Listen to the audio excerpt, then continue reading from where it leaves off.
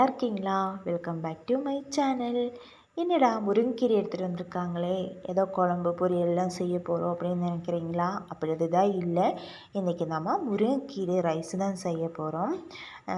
நம்ம குழம்பு பொரியல் கூட்டு அந்த மாதிரி தான் ஆஸ் யூஷுவல் எப்போவுமே பண்ணுவோம். இன்றைக்கி வெரைட்டியாக முருங்கீரை ரைஸ், நம்ம புதினா சாதம் கொத்தமல்லி சாதம் செய்கிற மாதிரி செய்ய போகிறோம்.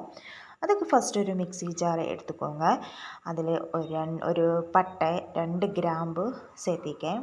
அப்புறம் ஒரு துண்டு இஞ்சி, அப்புறம் 4 வெள்ளைப்பூண்டு, ஒரு அரை டீஸ்பூன் சோம்பு, ஒரு 3 பச்சை மிளகாய், அப்புறம் நம்ம கழுவி க்ளீன் பண்ணி எடுத்து வச்சுருக்கிற நம்மளோட முருங்கீரை 2 பவுல் எடுத்திருக்கேன்.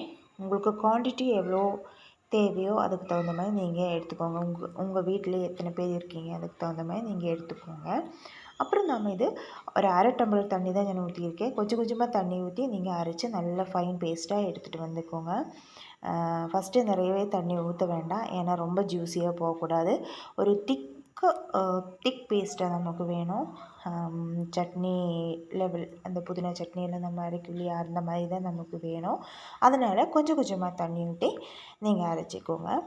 இது ஃபஸ்ட்டு நல்லா அரைச்சிட்டோம். இனி இதில் நம்ம வேறு இன்க்ரீடியன்ஸும் கூட நம்ம சேர்த்தணும். அதுக்கு தேங்காய் துருவல், ஒரு 5 டேபிள் ஸ்பூன் நான் தேங்காய் எடுத்திருக்கேன்.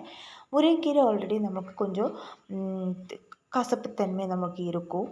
அது ஈக்குவல் பண்ணுறதுக்கு தான் இந்த தேங்காய். அதுவும் இல்லாமல் கொஞ்சம் டேஸ்ட்டும் அதிகமாக இருக்கும். அதுக்கு தான் தேங்காய் எடுத்துருக்கிறேன். தேங்காய் அதுக்குள்ளே போட்டு ஒரே ஒரு சுத்து தான், அவ்வளோதான் போதும். இப்போ பார்த்தீங்கன்னா அடுப்பு பற்ற வச்சு ஒரு கடாயை வச்சு 1 டேபிள் ஸ்பூன் நெய் ஊற்றியிருக்கேன்.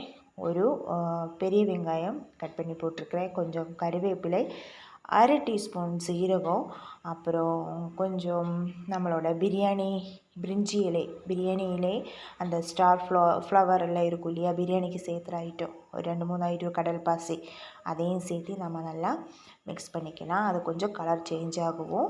ஒரு 1/4 ஸ்பூன் மஞ்சத்தூள் சேர்த்திருக்கேன். அதே ஒரு நிமிஷம் நம்ம வதக்கி விட்டுடலாம். அந்த மஞ்சத்தூளோட வாசல்லாம் பச்சை வாசம் போகட்டும்.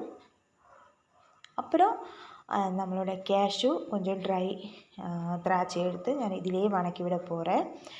நம்ம செப்பரேட்டாக வதக்கி கூட நம்ம சேர்த்துக்கலாம், ஆனால் நான் இதிலேயே வதக்க போகிறேன். அதையும் கொஞ்சம் ஃப்ரை பண்ணதுக்கப்புறம் நம்ம அரைச்சி வச்சுருக்கிற நம்மளோட முருங்கைக்கீரை நம்ம அதில் சேர்த்திக்கலாம்.